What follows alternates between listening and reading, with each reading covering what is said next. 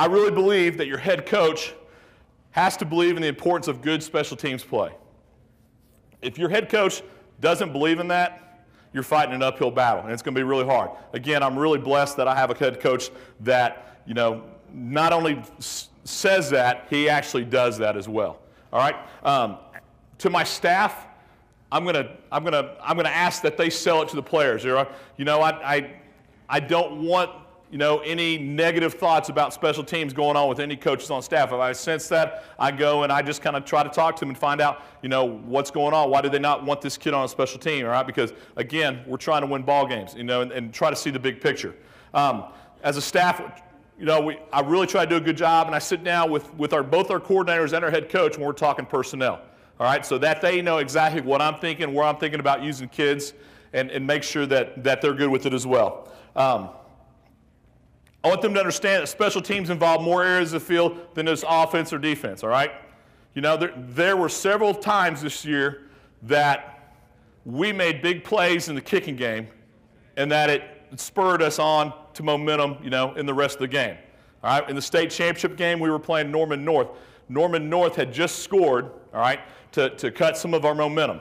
All right, on the next kickoff, when they're kicking off to us, they kick it down to the 3-yard line where their kicker had been almost automatic all year long. He had been put it in the end zone. We play by federation rules, so there is no return on that. All right? Kicks it down to the 3-yard line. Obviously didn't hit it however he wanted to. Our kid takes it, goes all the way to the house. We took the momentum back. All right? So, and that was a huge play at that time. All right? And so I want our guys to understand that it involves more than offense or defense. You have opportunity to make big plays and win games with special teams. All right? I want to make sure our staff understands that we need to get the most out of our practice time. The last thing I want are those guys sitting around waiting on me, all right, because I'm running over on special teams. I'm given 20 minutes. I want to make sure that I stay within that 20-minute period. How do I do that? I have to be very organized. I have to hustle, from one drill to the other. Our kids understand that urgency.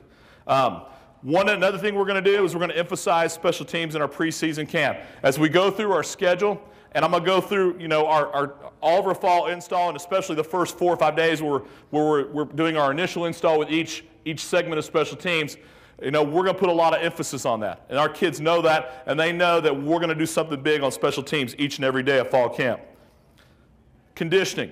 We're going to do a lot of drills, especially early on in the year, that's going to help us with our conditioning, all right? And that's going to pay off, as we play in the heat up in Tulsa, Oklahoma, come late August, early September, all right? And so, we make that as part of our drill work, where those kids sometimes don't really realize they're conditioning, but they are, and you're getting a double plus.